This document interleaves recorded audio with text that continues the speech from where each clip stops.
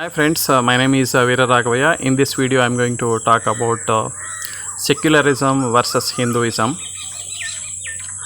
Many people think that this word secularism was introduced in the Constitution of India to suppress Hinduism. That is not the truth. The real intention of the word secularism is to actually suppress all the religions. Let me explain. People think that the intention of secularism is actually to make people of different religions to develop tolerance towards other religions or to live together irrespective of their diversity, right? Practically it is not possible for people of two different beliefs or two different ideologies to stay together, because they have conflicting ideas and they think that the people of other religion are completely opposite to themselves, right? So practically it is not possible for people with conflicting ideologies and thought process to actually like each other.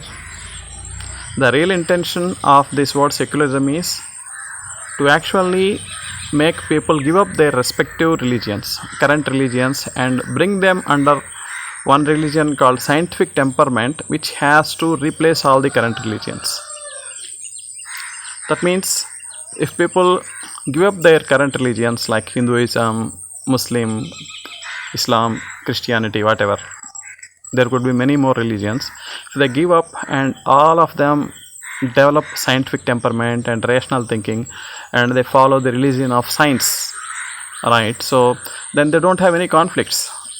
If Lord Sri Ram is proven as a great person for one person, he is the same for all other people. Even Lord Sri Ram or Sri Krishna are seen as great people by somebody when analyzed analytically, rationally. It applies to every other person, right? So everyone has to accept them, will accept them as great people. Same if there is some certain model that explains the creation, the concept of God and creation and how creation is made, how creation is run. If there is certain model which is scientific, that has to be accepted and will be accepted by everybody. So the real intention of the secularism is this, right? Bringing homogeneity among people by replacing all current religions with the scientific temperament or rational thinking. Even Vivekananda told that as scientific temperament improves, Sanatana Dharma becomes the biggest beneficiary. This is true. You may be afraid that this is science and God are opposite, or scientists don't accept God. No, that is not true. So scientists have different opinions, right? They are also normal people. Different scientists have different opinions. Some of them accept God, some of don't accept. Irrespective of their beliefs, the facts don't change.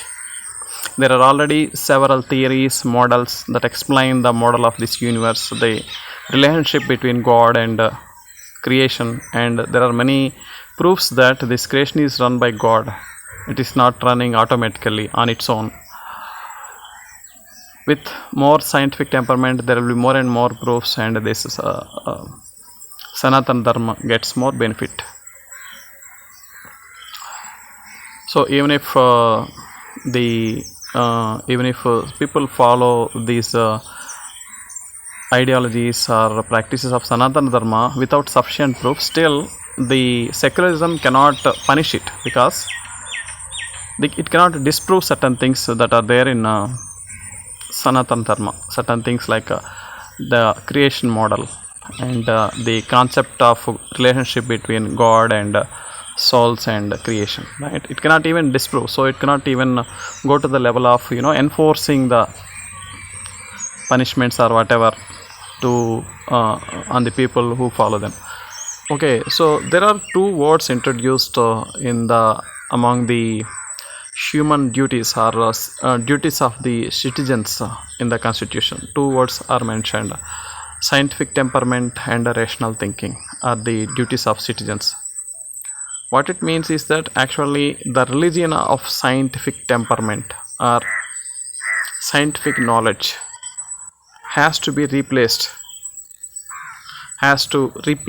the other religions. So all other religions will get replaced with the scientific temperament. That is the original intention of secularism.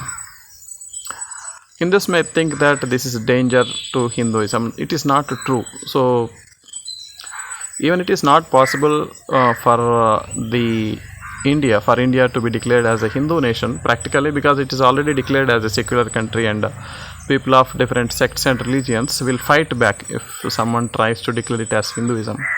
Even if it is declared as Hindu country, the problem is that whatever Hinduism is being followed right now in the name of Hinduism, it is completely different from original Sanatana Dharma.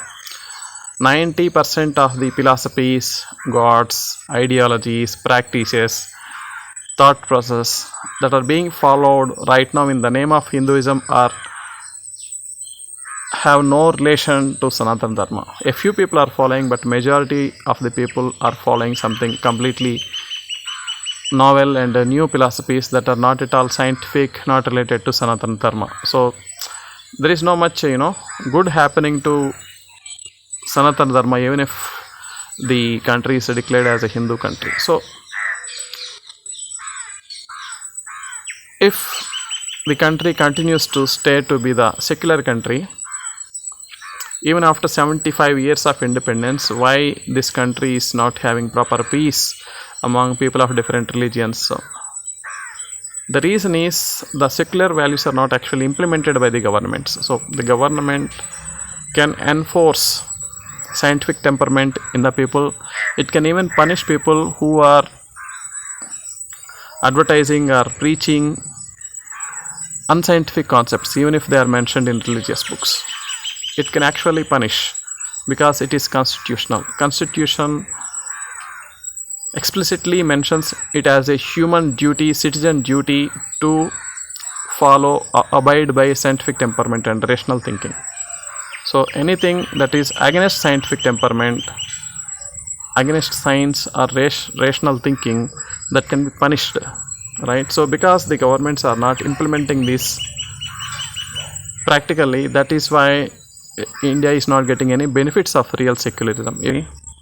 Let us hope that these governments actually enforce real secularism so that Sanatana Dharma gets more power to it. Thank you very much. Please share with everyone.